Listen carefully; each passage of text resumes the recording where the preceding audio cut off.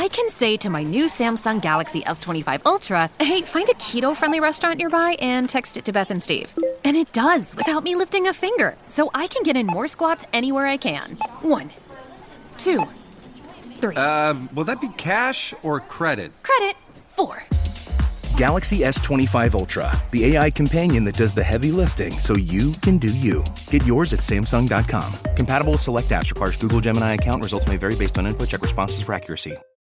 This episode is brought to you by Indeed. When your computer breaks, you don't wait for it to magically start working again.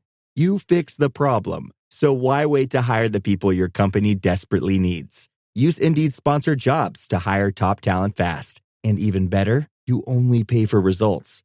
There's no need to wait. Speed up your hiring with a $75 sponsored job credit at Indeed.com/podcast. Terms and conditions apply. Like a lot of great art, the following program contains nudity. So viewer discretion is advised.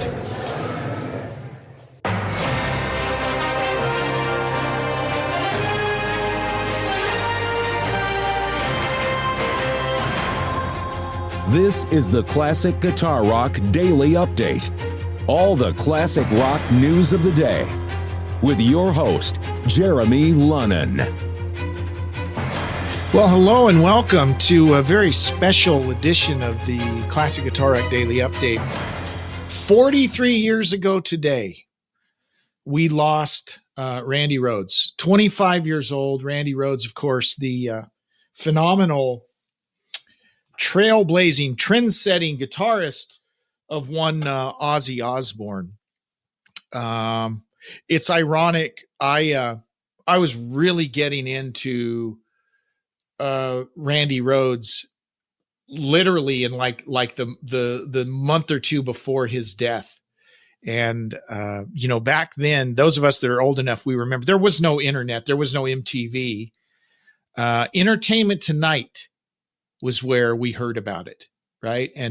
And those of you that will recall, Ozzy was in the midst of just a few months into his Diary of a Madman tour, and he had already been on Entertainment Tonight a few times. You know, the Madman, the Dark Prince, all of this crazy Ozzy stuff. And then, of course, we get the tragic news on March 19th. I think it was a Saturday. Saturday. I can't remember, but we heard about it on Entertainment Tonight. At least that's where I heard about it. Just a tragedy. 25 years old, super talented guy. And from every account I've read, a great guy. Everyone loved him. Of course, he started out in Quiet Riot. And I would, it'll sound like a shameless plug, but it's actually a good episode to check out.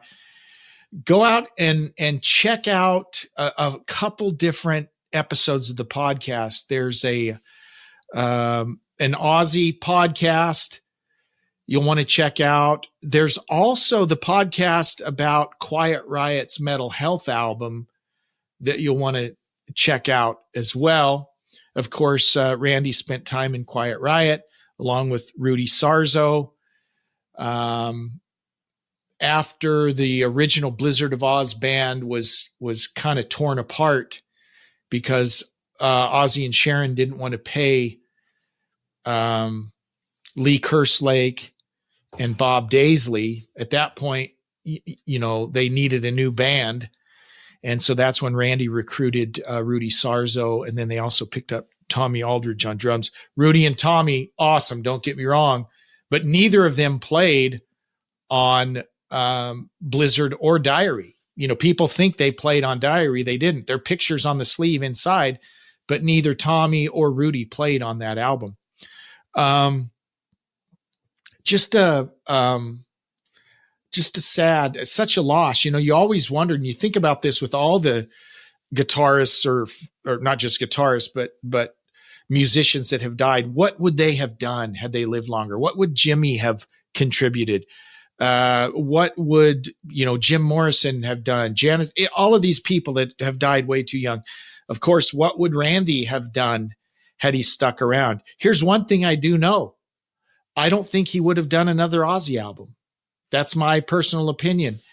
He was committed to the tour, but it is no secret that Randy was not happy, and he was not happy with the commitment that Ozzy had made to release an album of live Sabbath material as well.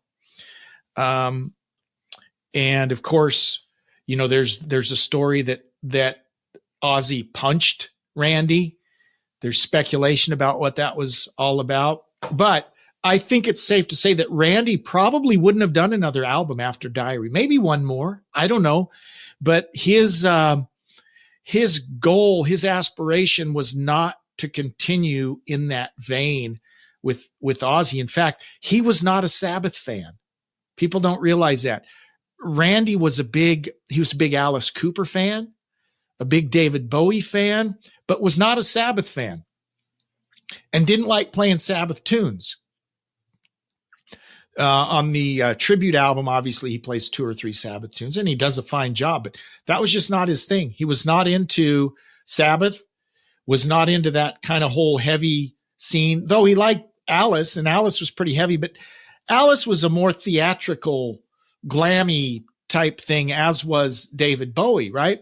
But that's really what Randy liked to do. And you go watch the footage of him in Quiet Riot, and they were like a glam band. Okay. It was a lot different than the metal that he was playing with Ozzy.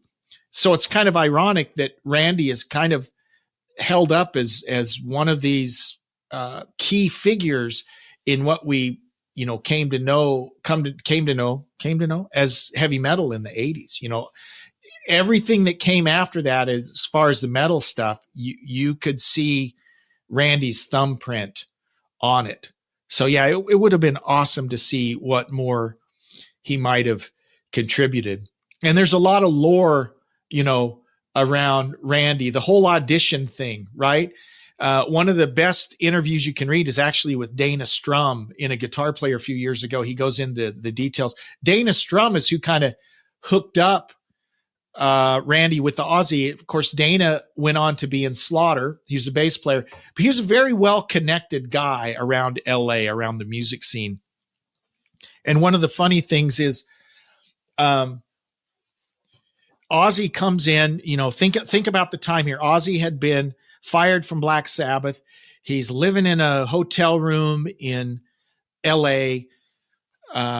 Sharon Arden, who would later become Sharon Osbourne, Sharon Arden, daughter of Don Arden, who was the manager for Black Sabbath. Her job was to keep Ozzy alive. Okay.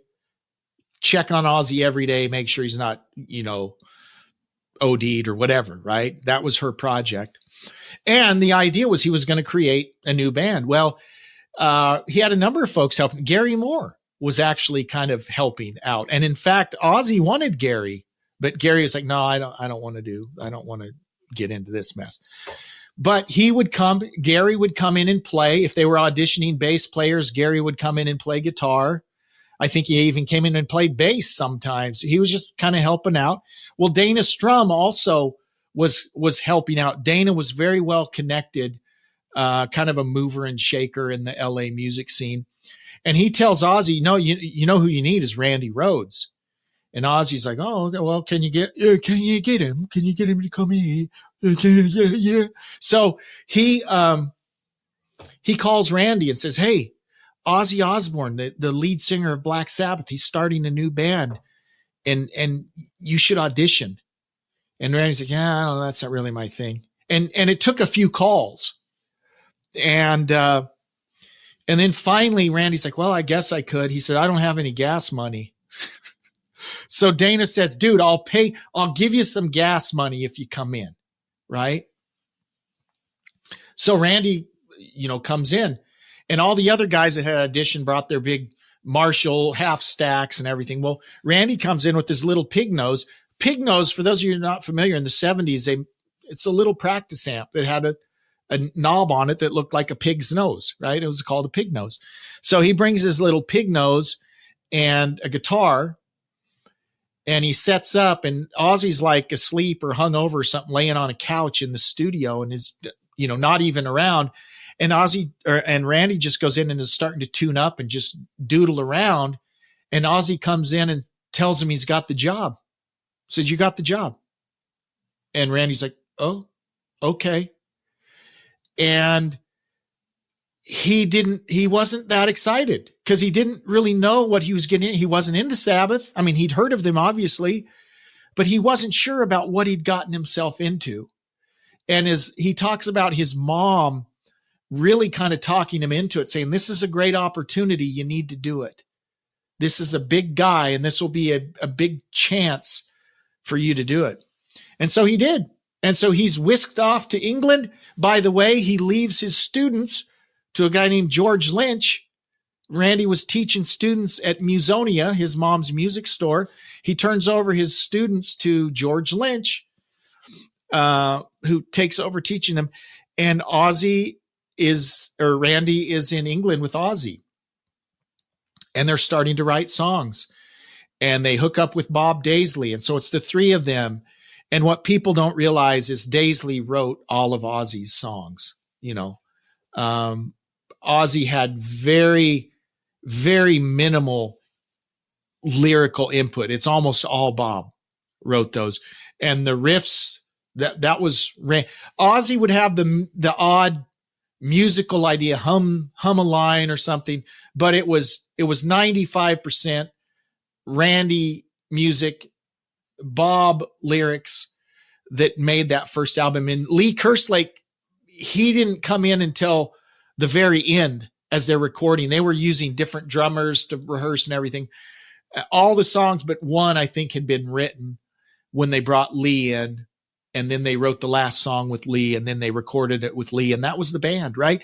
And the understanding of all those guys was the band was going to be called Blizzard of Oz. That was the band. It was a band. It wasn't Ozzy Osbourne. It was Blizzard of Oz. And so they were all shocked when they see this first album come out that is called Ozzy Osbourne, Blizzard of Oz. And they knew then that they were just kind of sidemen at that point. And that's a whole nother story, but we go into a lot of that in some of those episodes of the Classic Guitar Rock podcast. So check that out. But I can think back as a budding guitarist, in the early 80s, Randy Rhoads was the one that really inspired me. I can think back to being a freshman and sophomore in high school, my sophomore year, right? This was the year he died during my freshman year. It was that year after when I was really getting into guitar a lot. And Randy was the guy that I listened to, I kid you not, my sophomore year in high school, I listened to Blizzard of Oz every single day, and probably Diary of a Madman 4 times a week. Those were the albums that I just over and over. I knew every nook and cranny of both of those albums. And Randy Rhoads was such an inspiring guitarist.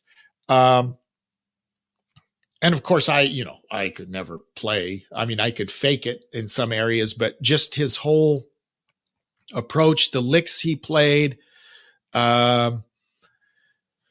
just phenomenal. Such a huge contribution and such a tragedy that he was killed so soon, and in such a senseless way, too.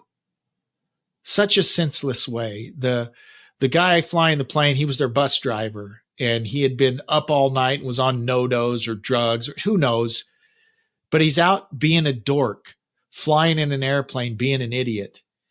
And he's buzzing the bus. He buzzed the bus a few times. And then like the second or third time, he got too close, clipped the bus with his wing, flew right into the house, burst into flames. Rudy, Ozzy, they saw Randy burn to death right in front of them, right? Just what a tragedy. And of course, they missed like one night or 2 nights. They were back playing gigs like 3 nights later. It was ridiculous. It's ridiculous. But I just wanted to, on this day, 43 years after the death of Randy Rhoads, talk about him. what an impact he had. What a great player he was. You know, we were only left with the 2 Ozzy albums, Blizzard and Diary, the tribute album, and then whatever you could find he did with Quiet Riot. That's all we got. It's so awesome. You know, it's so awesome. So go out today, listen to Blizzard, listen to Diary. Do yourself a favor and do that. But Randy Rhoads will be forever missed. Forever missed. Thanks for tuning in. We'll see you next time. Live long and prosper, guys. Bye-bye. What you just said is one of the most insanely idiotic things I have ever heard. Thanks for listening. You can email Jeremy at classicguitarrock@mail.com. Everyone in this room is now dumber for having listened to it. Tune in each weekday for the Classic Guitar Rock Daily Update.